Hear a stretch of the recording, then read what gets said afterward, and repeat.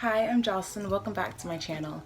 So today's video is a compilation of book reviews over some of the books that I've read so far in 2020. June 17th is the exact halfway mark of the year, so I thought, why not share my opinions and views on some of the books that I've read so far.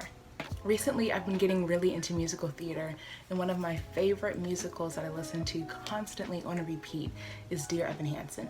So I was absolutely ecstatic when I got the book adaptation. It's such a great story, and it's so heartwarming, and it's sad and happy at the same time, and it's just a great overall musical as well as book. It follows a high schooler, Evan Hansen. He has social anxiety, and it just follows him as he gets wrapped up in some lies. The story is really about how you get out of that and how you can stay true to yourself. It's just such a beautiful story, and the book really does stay true to the musical, which I am really happy about. And it's really creative the way that they included the song lyrics in the book. Like a couple of times it'll be text messages or dialogue between the characters that sing the song, and it's so great, and I was so happy with reading it. It made me cry, and it also made me laugh. The next book I read is 5 Feet Apart, and I had previously seen the movie, and I loved the movie, and I cried during the movie, and I cried while reading the book. A big part of the debate between book and movie adaptations is that you're always going to get more with the book because you can write as much as you want, and you can include the characters' internal thoughts and what they're really thinking and feeling. And with the movie, you'd have to have that as like a narration overhead. And especially with live action movies, you have restrictions on what people can do, and you have restrictions on how long a movie can be. I really enjoyed this movie, and it really did a good job of bringing these characters to life. The story follows 2 teens with cystic fibrosis who end up falling in love, which is really dangerous because people with cystic fibrosis, they have to stay at least 6 feet away from other people with cystic fibrosis because of the medical concerns and risks.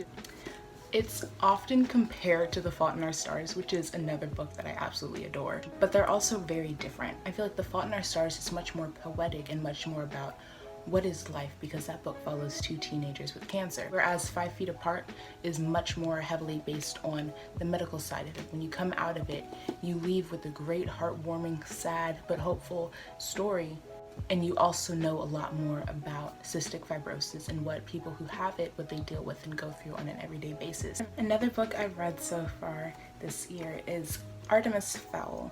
And I was unimpressed. The beginning and middle were very slow, and then in the end, everything was really rushed together. And it's like the author tried to put in a plot in the last 5 chapters. And the main character, he had a motive, but he was also very unnecessarily arrogant and snotty to the other characters in the book. And I just found it really unrealistic. And it wasn't a great book to me.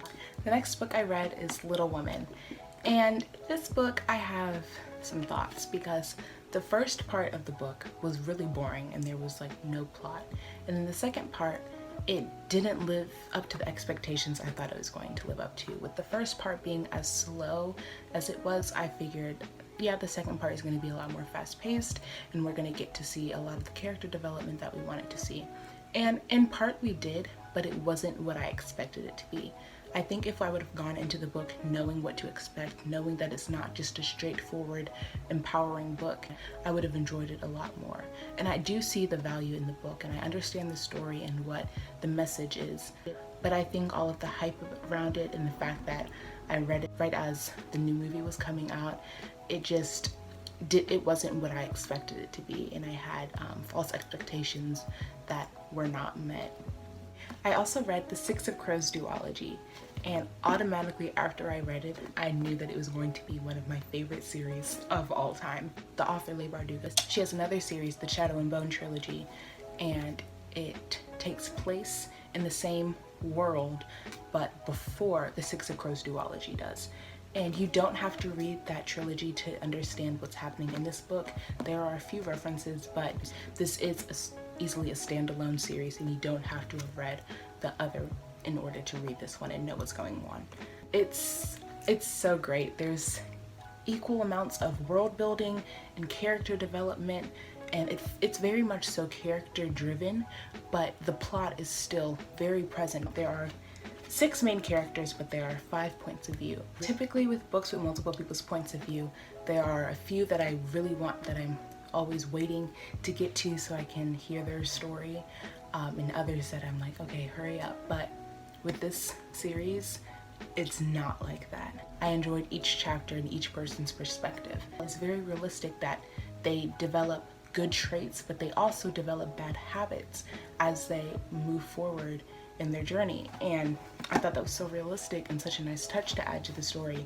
The biggest trope in this story is one that I absolutely love, which is found family. You have this band of misfits that come together to do a heist, which is really funny because you have people from very different walks of life coming together to steal.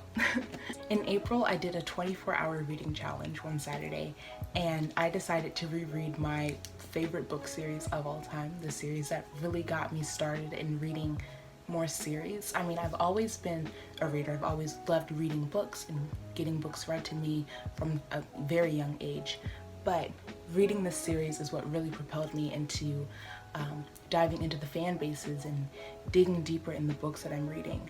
And that series is none other than the Percy Jackson and the Olympians series. The first time I read it, I was in 3rd grade, and I was obsessed with it. I loved it then, and I continued on with other books written by the same author, and I loved all of them as well. It's technically a children's book, but the way it's written and the way that the characters mature and the way that the story is written and the plot of the story and the themes that are so present in the story, it's really for anyone. Anyone of any age could read it. It definitely shaped me because not only did it get me into reading more, because right after reading pretty much every Riordan book that was out at the time, I started reading Harry Potter, and it really just propelled me into the reader that I am today and why I love reading so much.